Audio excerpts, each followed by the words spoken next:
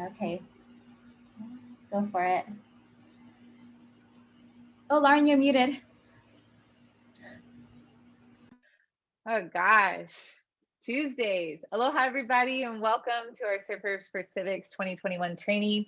My name is Lauren Blickley. I'm the Hawaii Regional Manager with Surfrider Foundation and wanted to go ahead and just take this time to welcome everyone who's tuning in both on Zoom, Facebook Live, all of the platforms. I'm really excited that we're able to host this training. We had a lot of questions if we were going to have a policy training this year, and glad that we could work as a team and bring this together for you. I'm joined today by Doorae Shin, who is our Oahu chapter coordinator, and she'll be popping in a little bit later, as well as Caitlin Jacobs, who is a volunteer with the Oahu chapter, and Caitlin volunteers as the policy coordinator. And together, we've kind of been this trifecta, the three of us, in working on Surfrider's statewide priorities for this year that we are excited to share with you. We are also going to be joined a little later by Nicole Chatterson of Zero Waste Oahu, who is going to be talking about some of our key bills that we're following in terms of composting and plastic pollution, as well as the team from Conservation International, led by Jack Kittinger, to talk a little bit about the visitor green fee. So we're very excited.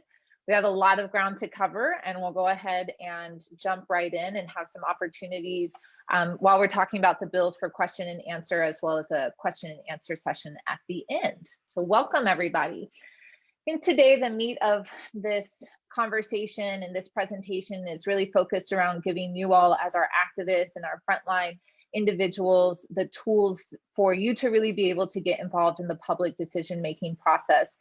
We're going to talk a little bit about why it's so critical and important that people are involved. And the unique part about COVID has been that this has been expanded, and a lot of what we've seen this year is virtual testimony and this opportunity for more of the public to connect with the public policy making process. And that's where you all come in. So we're going to be talking about why policy matters, some of our key victories, as well as Caitlin's going to walk you through how you can actually be testifying and following bills. And then from there, we're going to take a look at some of our key policy priorities and get you all integrated with those priorities, as well as jump on board and be able to submit testimony right from your own computer.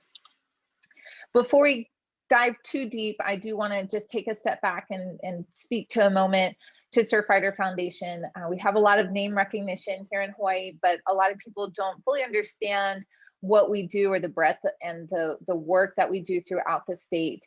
We are a nonprofit grassroots organization, and you can see on your screen our mission statement, which is really focused in the coastal area, the protection and enjoyment of our ocean, waves, and beaches for everybody. And we do this work through our powerful activist network.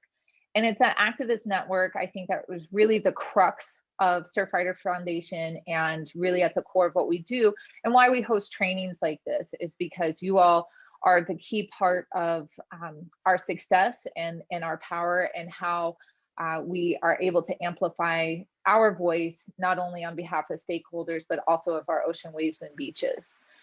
And to that note, we are a little different from other coastal organizations in the fact that our work we're known as a direct action organization. And what that means is that our work is essentially the work of the stakeholders who are directly affected.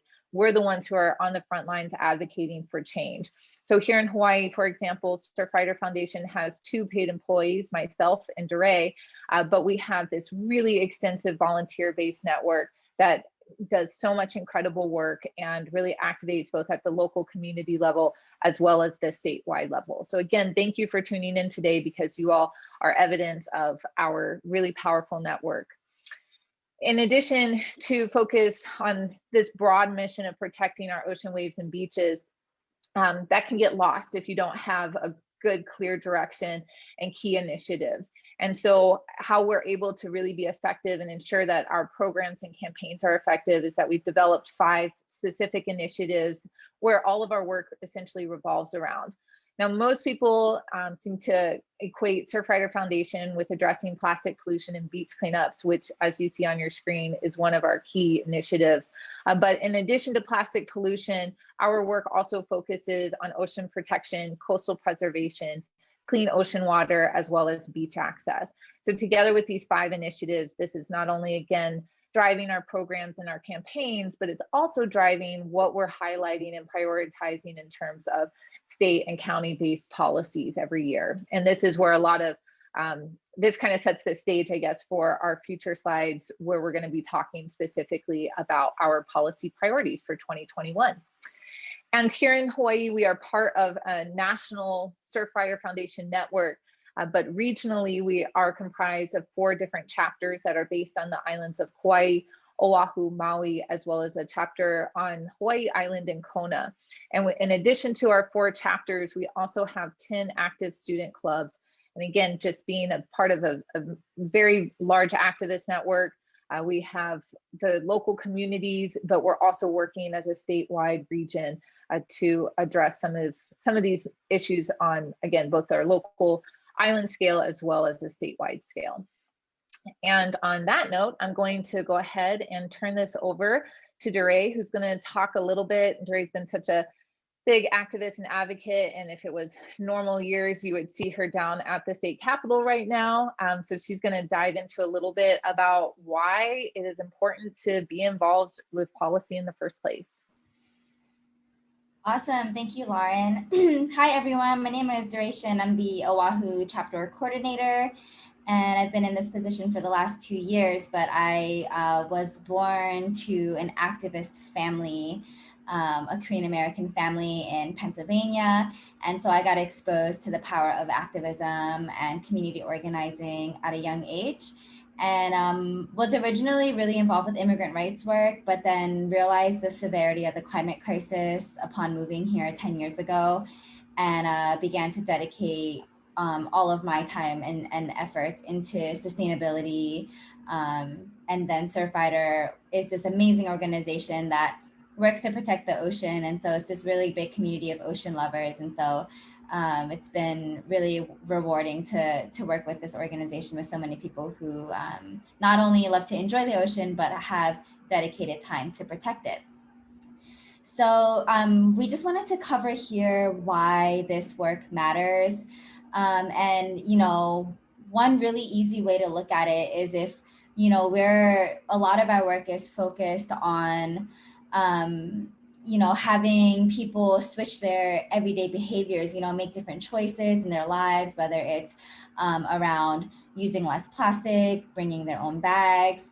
But really, of course, that's super important. I'm actually really passionate about that.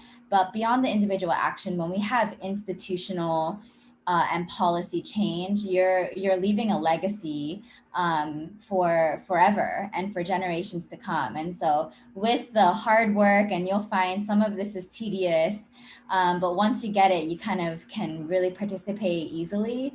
If we keep organizing and not give up, then we can really change so much, and it will be changed for so long, and future generations and folks younger than us will look at us, look at our history and say, you know, we're so grateful for the people that did this work. So, you know, we really need to shift the power dynamic in Hawaii. And something that we think about is there's a quote that's like, you know, the people lead and the leaders will follow. So oftentimes our politicians may not be the most progressive. They may not even understand climate change or ocean issues in a deep way, but through advocacy from organizations and people like us, we can really start to shift that consciousness within our government agencies and government officials. So we've seen that in many different ways. And, you know, just to highlight some of our key victories, we've had some amazing plastic bans. In fact, we're now, Hawaii was the first state to ban plastic bags several years ago. There's different ones on every county. We are now effectively have a statewide foam ban because every county has banned foam in some form, which is a huge victory that's been, you know, 13 plus years in the making. And so just this past year with, you know, Bill 40 here on Oahu, which is a comprehensive single-use plastics ban, and Maui following just a few months later with Bill 52 and also a very similar comprehensive plastics ban. We're one of the most progressive states for addressing plastic pollution, and that's probably because it's so close to our beaches and homes and families. And there's many other, not only policies, but litigations and lawsuits that Surfrider has been a part of to protect our ocean, beaches, and waves from development, pollution, and other threats. So this is really the crux of our work. We're best known for our beach cleanups and our restaurants program and our garden. But, the real crux of our work is in this organizing around civic engagement and institutional change. So that's why we're here today. And yeah, an overview, every year when we do policy advocacy, the legislative session for the state is from January through May. And this is kind of like a really fast blitz of thousands of bills that are being heard. Some of them are great, some of them are okay, some of them are bad. And it just takes a lot of energy and time for us to introduce bills, track bills, find bad bills, and talk to all the senators and representatives. So this is the window in time that this all happens. Just as an aside, at the city level, bills can be introduced at any point in the year. So they have just like a rolling basis of considering bills. But right now we're talking about at the state level for state laws. Because of COVID, everything's being streamed on YouTube. So if you haven't joined any of those yet, it's been really cool. And, the tech staff there has been incredible at just doing all of that. All the testimonies are oral on Zoom. And this is really cool because for over a decade, Neighbor Island folks have been saying, like, I can't fly to Oahu. Like every time I want to go to a hearing, especially because you barely get any notice, and that's really bad for the environment to be flying for like a half-day meeting. So COVID, in a way, there has been the silver lining in which the state legislature has figured out how to do this virtually, and having it be really inclusive and not having to fight for parking at the Capitol to go testify. So that's a little silver lining there. And Lauren's done a great job at listing out the state, Senate, and House of Representative numbers, terms, and leaders, just kind of as like a educational thing for you all to know about. And we also want you all to take the time, whether it's just on the side right now or later on, to just go to capitol.hawaii.gov, and in the top corner, there's a Find Your Legislator option, and Lauren can show it. Yeah, so if you haven't seen this yet, they just integrated this new map. Before it just kind of popped up, but now this new map is in place. You type in your exact address, and it'll pop up with who your state senator and state house representative are. And this is just good for you to know, because of the dozens of representatives and senators in government, the ones that are most likely to listen to you and care about your opinion are the ones that are in your district, because you're a voter, especially if you're an influential voter. So you can see here, Lawrence, I'm guessing that's near your house or at your house, Lauren. So these are the senator and house reps for this area in Maui. And so this is just good for you to know. I actually look at this like every few months because I forget. And I'm like, okay, those are my reps. So just good for you to try that and know that. Our capitol.hawaii.gov website has been nationally acclaimed as one of the most inclusive and accessible ways for citizens to get involved in the legislative process. So, a big message for us is to like not take this for granted and really take advantage of how easy and accessible it is for us to not only as organizations, but as individuals and community members and parents and students to get involved in this direct way and really communicate to our elected officials. I'm actually going to stop my share screen, and we're going to, Caitlin, I'll go ahead and turn it over to you so you can walk us through. Thank you, Doorae, because that's a great segue. So we can walk through the capitol.hawaii.gov and how we actually testify and follow and track bills. Awesome. Thanks, Lauren. So like Lauren said in the beginning, I'm Caitlin Jacobs, the volunteer policy coordinator with the Oahu chapter. That was actually a really good segue, Doorae. The Hawaii Capitol website is probably the most user-friendly that I've ever seen, which is surprising and really awesome. So I'm just going to walk you through how we testify and track bills. So if you're at a computer and you want to follow along, I'm going to go through one of our bills that we're supporting. We can all just do a quick testimony and support. If you're really great at being on Zoom and your phone, definitely give it a shot. But sometimes that gets a little bit confusing. So, okay, so this, like you just saw, this is our Hawaii State Legislature page, legislature page, and this is basically your go-to spot for almost everything that you need to know. The calendar is really easy right here. You just view the legislative calendar. There's all these important dates, when bills can move to the House, when they move back to the Senate. So that's a really easy spot to find that right there. Like Doorae said, here's your Find Your Legislator app. Where we want to go is right down here. These buttons are quick access for bills. So something that's really awesome is the measure tracking button. So if you want to do that and find a bill, let's just do, for example, SB 964, which is a composting regulation bill. I'm sure Nicole is going to talk to us about that later. So if we want to add this to our measure tracking, that's all it is. It creates this list and they will email you every time the bill is set up for a hearing, every time something changes with the status, and then you can create this entire list of bills that you want to support or get updates for. So that's really helpful. So then if we're back on this home page, you can get hearing notifications specifically for bills. And this is where you come to to submit testimony. So if everyone's with me, we can go to the submit testimony page. And as you can see, I've been submitting a lot of testimony for Surfrider. They're all listed over here. So we're going to enter a bill number. Let's do SB 964, Senate Bill 964, and then hit continue. Very user-friendly. And I've already submitted testimony for this bill. So let's try SB. Turns out I was too on it. You guys can all stick with 964. I'll just try a different one. Let's try this one. SB 6. Okay, here we go. So it'll bring you to a page that looks like this. It'll have when the hearing is, with which committee it's being heard in. So you want to put your name. These are all very self-explanatory. Support or oppose. We do support this bill. So this bill is something that Jack will be talking about a little bit later. So then as an individual citizen, keep that checked.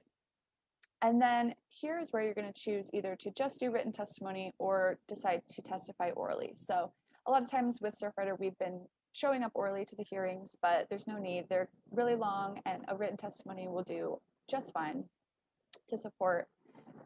So then down here, you can either choose a file if you have a written testimony on file, or all you have to do is write something like, my name is so-and-so, and I support this bill. That's all you need. You can add more comments if you feel you know something about the bill and you want to include that. So sorry. So this is all you need if you have a background in this bill, if you know a little bit of something, if you have a background with something that is related to the bill, you can feel free to add details, make it specific. But you definitely don't need to. Just having numbers and people that, just a list that they have of tons of support does so much, works so much magic. So, and then you just hit submit and it'll go into that list that you saw on the left-hand side. And that's all. That's all you have to do. It's super easy, super quick. And with all the accessibility with the bill notifications and the hearing notifications, it's super quick to just take 10 minutes and testify for all these bills, do a quick support. And it really does make a difference with our hearings and which bills make it through to the next round, because it does go really quick. So that. Hey, Caitlin, could you go to the homepage really quick on the capital.hawaii.gov? Mm-hmm. And I just wanted you to just mention really quickly that to submit testimony, you do have to be registered. So Caitlin is already registered with her email account, but in that upper right-hand area, if you've never been on this website before or registered, you would click register and then add your email address. Yeah, I just right wanted here. to, there you go. Perfect. Yep. So if you're total newbie at submitting policy, which I hope some of you are, and getting involved with it for the first time, just make sure you register. Thanks, Caitlin. Yeah, no problem. It's pretty easy.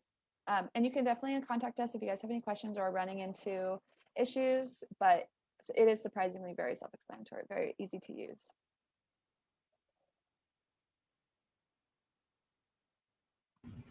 Thanks, Caitlin.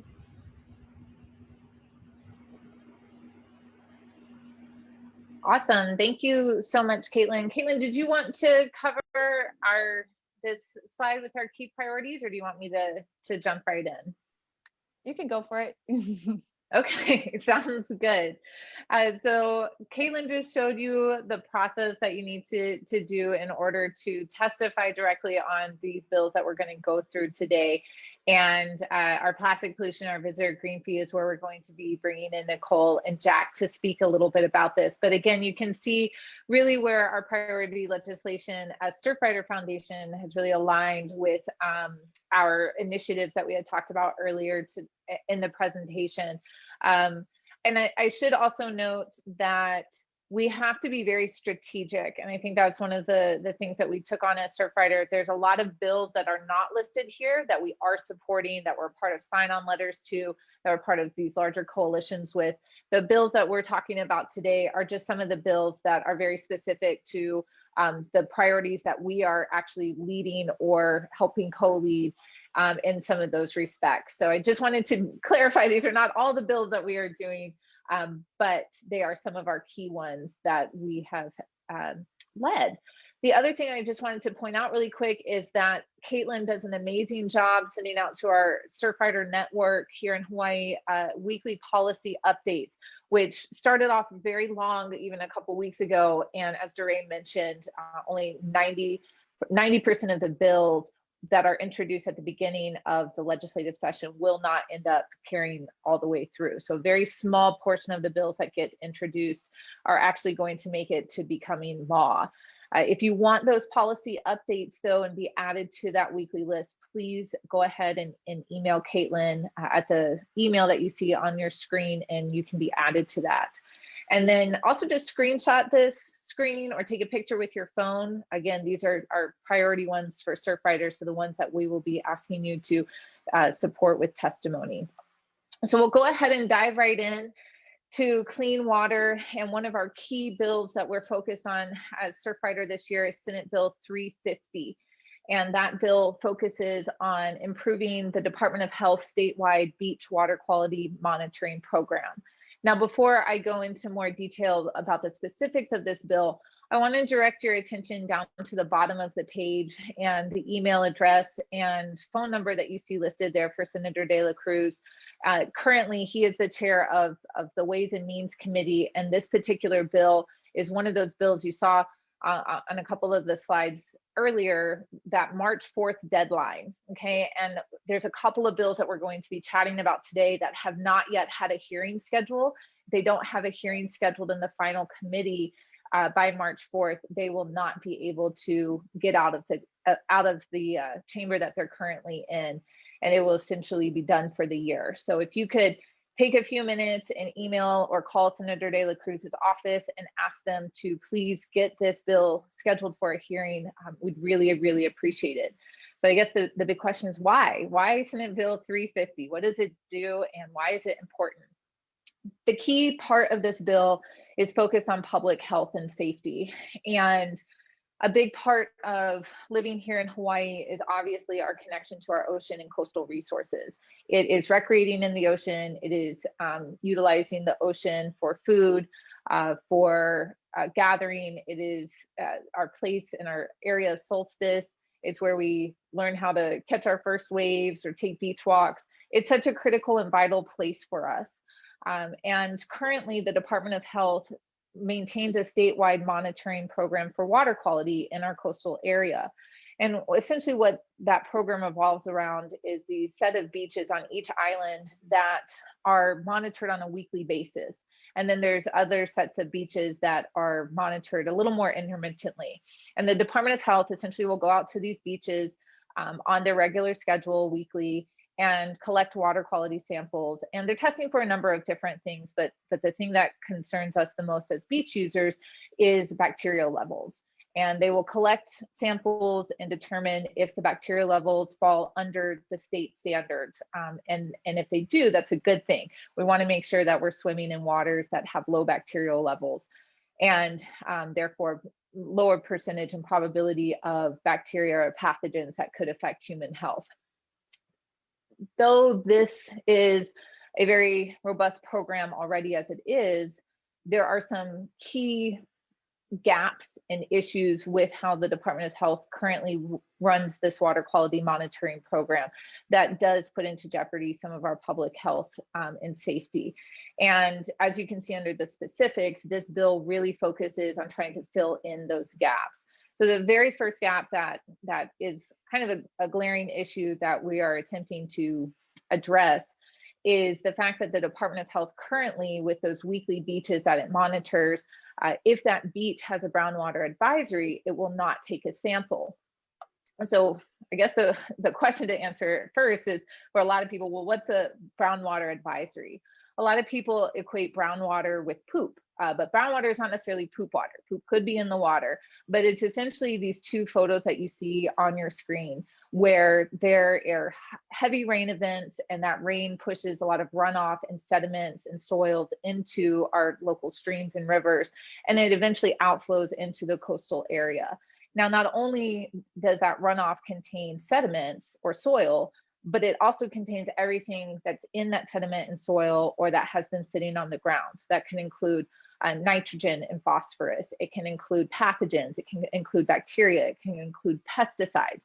There's a lot of really dirty stuff coming out with this runoff. But like I said, currently the practice at the Department of Health is that even if you have a regularly scheduled beach and you pull up to that beach to get out and monitor it and collect a sample, if there is brown water, kind of like what you see on both of these pictures, they will not collect a sample. And they will actually skip that beach and go to the next beach on their list for that day or for that week. And there's a couple of issues with that. One being that it's essentially skewing the data that we have at the state level to dry conditions. So we're essentially not collecting at these weekly monitored beaches conditions and bacterial levels when the water is brown. And that would also coincide with our wet events and wet weather. So we really need to make sure we have robust water quality information for all seasons, for all of the beaches that are those weekly monitored beaches. And that kind of goes into the second bullet point, which is making sure that we are informed and aware as the public of potential health and safety issues when we're going to the beach. So that's why we need to have some robust data and making sure that we are monitoring during these times and during brown water advisories. But in addition, we need to make sure that that information is readily available. Right now, the Department of Health will post brown water advisories through online and email alerts if you're signed up. And they will also send it out to local media channels. But the reality is that we know that most people aren't going online to check their local beach conditions before they go to the beach. Really what we want to see, and what they've done in a number of other states, is they will post advisories and signage at the beaches themselves. So if you pull up and you see a sign that's warning you of conditions, you are able to make, as a beachgoer, an informed decision about whether that's a place you want to go to for the day and take your family into that beach, or if there's another beach that you should go to that has potentially less impacts to your health. So we really want to have warning signs posted at these tier 1 beaches. And finally, the last piece of this bill really gets at the fact that these beaches that are currently weekly monitored, or monitored on a weekly basis, are heavily skewed right now to primarily tourist-based beaches. And we really need to take a hard look at the beaches that we're prioritizing and shift the focus to our local and community beaches as well. We need to have a good balance between the two. For example, on Maui, Wailea Beach is a tier 1 beach. It's sampled on a weekly basis. And in 2020, the Department of Health collected 30 samples from that beach. None of them exceeded the public health standards. And that's been a pretty clean beach for a number of years. So what we're suggesting and want to do with this bill is saying, okay, if we have this data and this information that clearly shows some of these beaches over the course of a number of years have very good water quality, where are some of our other beaches and our community beaches, whether they're community surf spots, whether they're where our canoe clubs are paddling or our keiki are getting in the water, how can we shift, not add more sites, but shift the sites to make sure that our local communities are prioritized? Because many of our local beaches are maybe only sampled 1 or 2 times a year, again, compared to 30 or 40 times. So that we have some real opportunities with this bill, again, to ensure that public health and safety is a priority and that we as beachgoers and ocean users are really informed before we go out to the beach. So again, please email Senator De La Cruz and request a hearing, because I think this is a really important bill, really gets to our clean water initiative as Surfrider. And it also, it will be very important moving forward and supports the data and results we've had from our Blue Water Task Force program. And one other bill that kind of straddles the line between clean water and plastic pollution is Senate Bill 582, which actually has been scheduled for a hearing. So you can submit testimony for that one right now. And this one focuses on including plastic under the definition of quote unquote water pollutant. And already our state definition of water pollutant is very broad and inclusive. This bill will take it a step further, and we've seen even states like California have very specific definitions for pollutant, especially like with plastics and microplastics, which just gives our state and federal regulators more strength and teeth in order to address this very real issue of plastic pollution here in Hawaii. Okay. At this point, we're going to turn it over to our guests. I guess, were there any questions popping up in the chat or anything, Doorae, about our clean water bills? No, yeah, not yet. But if you guys have any, just drop them in and we'll get to them at some point. Okay, perfect. So we will turn this over first to Nicole Chatterson of Zero Waste Oahu, and then Jack will take over from there from Conservation International. So I'm going to stop my screen share, and Nicole, will let you take that on. Right. Can you all hear me okay? Yes. Got my screen up here.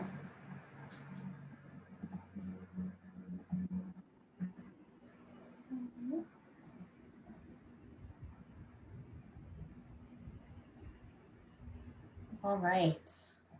Aloha, everyone. I'm Nicole Chatterson, the Executive Director of Zero Waste Oahu. And I want to start by saying a big mahalo to Doorae and Lauren and Caitlin and the whole Surfrider team for pulling this together. We used to do something like this annually, and I've missed it, so thank you. Yeah, today I'm going to focus on two measures that are moving through our legislature, or two topics, and both have had multiple measures, a few of which are still alive. So I'm going to be looking at food waste composting and EPR, which stands for Extended Producer Responsibility. So what's the deal with food waste in Hawaii? I'm sure many of you have realized you don't have readily available channels to process your food waste. But you may have noticed you have readily available channels to process your green waste. And you can put those in the municipally provided green bins if you live in certain areas, or you can sometimes take your green waste to transfer stations. Food waste is considered to be putrescible, which means it rots and gets stinky and may attract vectors. And so Department of Health regulates it differently. And what we've seen based on other states is that our Department of Health is over-regulating food waste. And one of the ways that we can accommodate the increased risk from composting food is by creating composting tiers. And so what this does is it says, okay, you're dealing with a really small amount of food waste, we're gonna regulate you like this. You're dealing with a medium amount, we're gonna regulate you like this. Currently, the Department of Health regulates everybody as if they're a solid waste management facility. And for me, when that comes to mind, I'm thinking of a giant facility with tons and tons of food waste coming through. And a lot of regulation there makes a lot of sense. Where that doesn't make sense is for our school composting programs or community scale composting programs to be regulated this way, because it's really, really expensive for them to buy a bunch of unnecessary compliance measures that are made for large composters. Another thing hindering local food waste composting is the way some of our ag land is zoned. It doesn't actually permit composting to happen on ag land, and we need to fix that because farms are a wonderful place to compost food waste. It's a natural fit. And it's got a little cutoff at the end here, but another underlying issue of why we don't see food waste, at least on Oahu, is because of our reliance on H-Power. So H-Power is our incinerator. We have a weight-based contract with them, and food waste is really heavy. So there's incentive, there's monetary incentive for our county contracts to not want to let go of food waste. So we have trouble freeing it up for composting. Why do we care about this? Because of climate change and soil health. I'm sure many of you have been learning recently about the benefits of soil health. I'm forgetting the name of the fantastic documentary that just came out, Regenerating Paradise. And that gets into the importance of making sure our food goes back into creating a healthy soil microbiome, because that grows great crops, but also because it helps us mitigate the impacts of the CO2 in our atmosphere. The soil can hold that. It also releases immense amounts of CO2 when we burn our food waste at H-Power, or when we bury it in landfills, we're releasing methane. So the islands, aside from Oahu, are primarily using landfills, so methane's coming out there. And then on Oahu, we're releasing CO2 from our food waste by burning it. Another reason why compost is awesome is because we can decrease our reliance on fertilizer imports by utilizing our local food scraps to create soil amendment, which we get through composting it. And there's a lot of negative impacts with the soil amendments and fertilizers we import. So we could also minimize the way those impact our freshwater and ocean resources if we don't use them. Got a bird symphony going on outside, so I apologize if it's getting in the way. Okay, so what can you do about this? We have, as far as I'm aware, 2 measures still alive. There were 5 or 6 to start with. This is SB 964 and SB 587. They both focus on addressing some of the issues with us not having a tiered compost permitting system. They address the agricultural zoning issues, at least SB 587 does. So they're moving towards the same thing with slightly different approaches. At this point, we support them both. SB 964 could use your written support by tomorrow at 9:30 a.m. It has a decision-making hearing on the 25th at 9:30 a.m. So you won't be able to testify orally, but your written support would matter a lot. And SB 587 needs to be scheduled in accordance with that deadline coming up that Lauren mentioned. And Carl Rhodes, who's a senator and chair of the JDC committee, is the person to call and ask him to please schedule a hearing for SB 587. There's his information, and his district is District 13. So if you live in Paoa, Punch Bowl, Iwalei, Chinatown, downtown, your voice has particular weight because he is your senator. And to switch gears a little bit, now we're going to talk about extended producer responsibility, which is a concept that is emerging in the US, but is being employed nearly everywhere else around the world. And I'm really excited about this concept because it invites producers to share in the cost of the waste they make. Traditionally, our waste systems have been set up so that taxpayers and municipalities carry the full burden of dealing with landfills or incinerators or recycling. And what these bills do is they ask producers to pay into managing the waste as a way to incentivize them to make less terrible materials. So it encourages reduction and reuse. You can structure EPR so that producers will get credits if they're sending you products in reusable packaging. It makes sure that that businesses are not able to externalize their costs to taxpayers.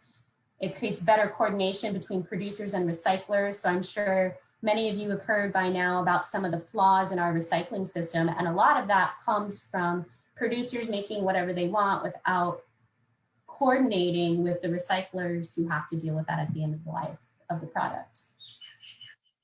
In 2019, there were 6 EPR bills introduced, and this year there were 10 introduced in the United States.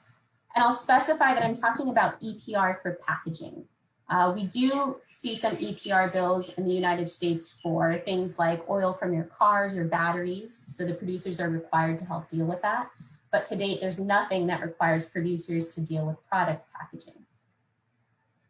The US is way behind. This is a list of places where packaging EPR is in effect. So that's the blue, that's mandatory. There's also some voluntary programs. And then lots of places with EPR in effect at the province level versus the country level.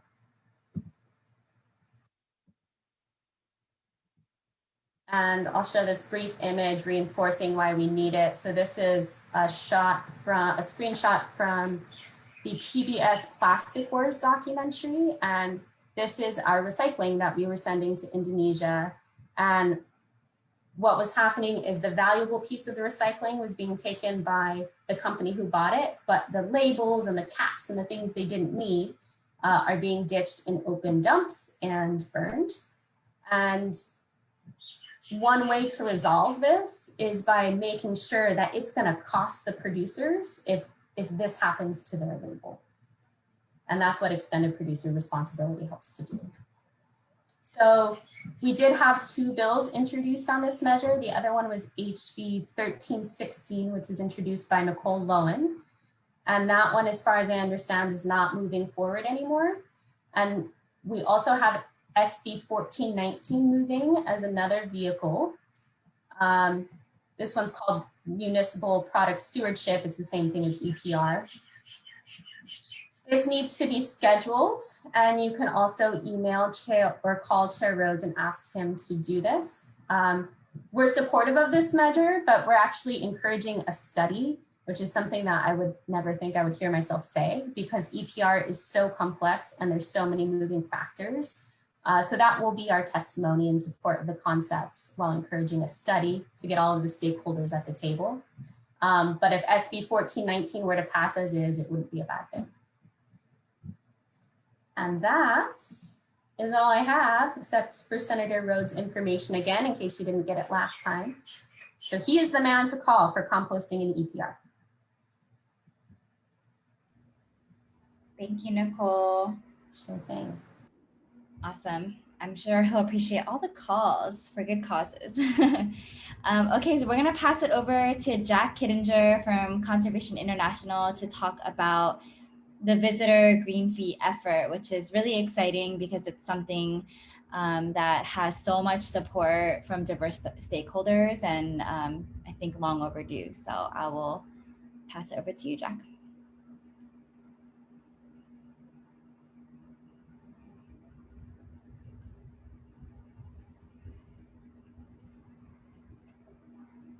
There we go. You guys hear me now? Yes. Okay, good. And you can just see the title slide, right? Yeah, the coral, picture of coral. Here we go. Okay, sorry. It's been a while since I've not Zoomed, but shared the screen. Well, thank you, Doorae, and to the whole Surfrider team to present on this. Look, I mean, I'm not going to spend a whole lot of time talking about the setup for this because everyone in this room sort of gets it with respect to, the importance of the environment here. We've been working on this visitor green fee initiative as a way to get the funding level up to where it needs to be, essentially, for reasons that I'll go into. But one of the things I want to start off with is that, we actually, for all the problems we face, we still have a lot of intact ecosystems, okay? We have a lot of natural capital that we rely on at the community level, but this is also why tourists visit, right? And for better or for worse, tourism is still a major sector of our economy.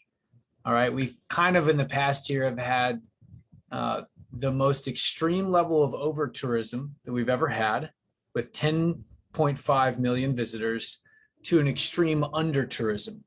And we've seen the economic impacts that has had. We have the highest unemployment in the US. So somewhere in the middle is a model that works for us between these extremes that we've experienced, right? But irrespective of exactly where that number is, the thing that I think we've been trying to impress upon the non-conservation community, particularly the tourism industry, is that they are as reliant on a healthy environment as we all are. This goes away, so do the dollars that tourists bring into our shores that employ something like 260,000 Hawaii residents, probably more when you kind of think about all the related businesses.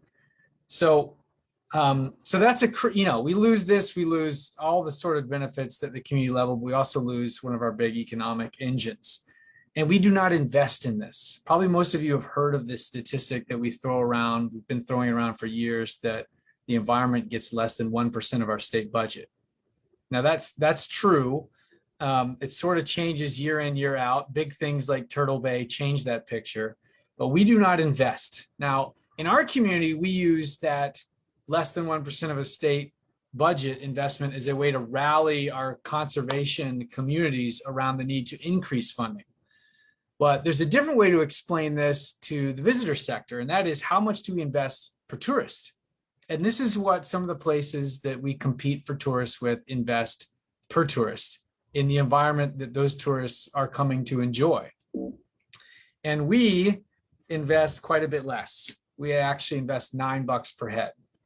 And the reason we developed this metric is because A, we wanted to know it, and B, we wanted to use this as a hook to get the visitor sector on board. And it's been tremendously effective in talking with the visitor sector about the importance of the environmental degradation issues we face, and quite frankly, the future of the industry, right? And the growth of it. And right now, there's a lot of discussion about the future of the industry and the reset opportunity that we have to welcome tourists back to our shores in the right way. Now, I say all that, we don't measure up next to some of the places that are either similar to us or have similar economies to us, but this is a big unfunded liability. That's a big problem. But fortunately, we actually have an incredible workforce in Hawaii already. So we have all these partners, whether it's local nonprofits or the DLNR or city and county agencies, even private sector businesses like Pono Pacific, engaged fully in ecological restoration, environmental stewardship. But we simply do not have enough fuel in the tank for all these folks. And the reason we don't have any fuel in the tank is because we underinvest in the environment. This is how much goes into the environmental stewardship efforts across the entire archipelago each year. It's about $500 million. That's a lot of money. This is actually what we need. We need something on par with $900 million, which gives us a pretty big gap of about $360 million per year. So this is the problem we've been attacking. How do we close that gap? That's a big gap, okay? But there's a number of places all across the world that have figured out how to do this with a visitor green fee. And Palau is probably the best example of this. I've been going to Palau now for about half a decade. And this is what they stamp your passport with when you enter the country. It's a pledge written by the children of Palau. This is your entry visa, and you pay $100, which is attached to your plane ticket every time you come in and out of Palau. I have the honor of sitting on the Palau Protected Area Network Fund board, which uses the money from the visitor green fee, and it supports jobs across Palau to protect their environment. Now, we can do this, and there's we've had almost a half dozen bills focused on this. Now we have two. So it's, it's sort of like Nicole's story. We've winnowed it down to the two that matter. There's SB 666 in the Senate, which has a hearing tomorrow in Ways and Means. It's sponsored by Donovan Dela Cruz, so we expect it to pass. And then we have HB 433. The Senate bill has a $40 per person green fee, and that would generate $160 million per year next year. So it's not the full gap, but it is a big amount of money, and it would be up to about 200 million in a couple years. So that's real money. That's thousands of green jobs that we create overnight to fix our unemployment problem and to restore nature. The other bill that's in the House is on rental cars. We think it would generate significantly less money, but still, it's a very similar bill in its ethos. So that's where we're at. Happy to chat, answer questions. It's been a long journey, and we're excited, along with the other things that Surfrider is supporting, to be part of the conservation push this year at the Ledge, which has been a wild ride and will continue to be a wild ride in the weeks to come. Thanks, Doorae. Awesome. Thank you, Jack. If anyone has any questions from Nicole and or Jack's presentations, please drop it there in the chat. Jack, you can hit stop share. I'm trying to figure out how to do that. All I have is this little tile. On the bottom of your screen, there should be a red stop share button somewhere. All I have is like a little Zoom strip at the top of my computer. Okay, no, we can do this. There you go. Oh, look at that. Thanks. Yeah. All right. Awesome. So I'm not going to go into this since Nicole did a great job at covering what EPR is, why it matters, and what the current status is. But we're really excited for this as a future priority for many of our organizations to shift from plastic bans and over to this more holistic, systemic thinking type of policy change. I'm going to talk for a moment. Let me just do a time check. Okay, so I'm going to talk for a moment about sea level rise and sea level rise disclosure, because for the past several years since the inception of Surfrider in Hawaii, there's been a really large focus on plastic pollution, but we've had so many amazing victories in this space: plastic bags, styrofoam, comprehensive bans. And with COVID hitting last year, Lauren and I, being fairly new to the organization, had a lot more time without all the beach cleanups and a lot of the other activities. And so we were getting all of these requests from the community regarding beach access, sea level rise, beach erosion. And so we began to create a lot of activity around our coast and climate sector of our organization. And so one of the bill concepts that has come up for many years that we're actively supporting is this concept of sea level rise disclosure. It's nothing uber progressive. It's really a low-hanging fruit, very common sense policy. And it essentially says that when a person is selling a home in a coastal area that's within a vulnerability area of the coast for sea level rise, that needs to be disclosed to the buyer. And right now, real estate agents already have a bevy of paperwork that they need to have filled out by a new buyer of a home. And so this is just one of those things that would create this agreement and acknowledgement, like, yes, I understand the risk of buying this property and this investment, given how close it is to a sea level rise exposure area. So these are the two bills, SB 474 and HB 554, that we're supporting in the space. And this is super important because one, it doesn't cost the state any money, but the other thing is that it's estimated that it's in the billions of dollars that the state will have to pay later on to deal with infrastructure damage. if they're the ones having to take all the responsibility for the dangers of sea level rise on our roads, infrastructures, and private property areas. Not to mention that, as you can see there in this picture, sea level rise and coastal erosion cause our beaches to disappear very rapidly. So this is an issue that we really need to focus on more heavily as a community, and hopefully not wait until more homes look like this, but try to get ahead of this issue. Okay, I'm gonna pass it over to Lauren to do an overview. Yeah, so this just sort of brings us back to our Hawaii policy priorities, and we had a couple of questions in the chat. I'm going to share my screen really quick one more time, Doorae, and I'm just going to share. A couple people are asking who are the legislators for the specific bills. So if you go back on capitalhawaii.gov, thank you, Jack, for dropping some of those in the chat. On this page too, one other area that I wanted to point out was this bill status, measure status. This is probably what I use most often, as you can see. So you can also put your bill in there and hit go. You don't even have to be signed in for this part. And then this brings up all of the information of that bill. So then you can also go down and see the status and where it is and which committee it was referred to. So again, this is SB 350, and you can hit submit testimony from that area as well.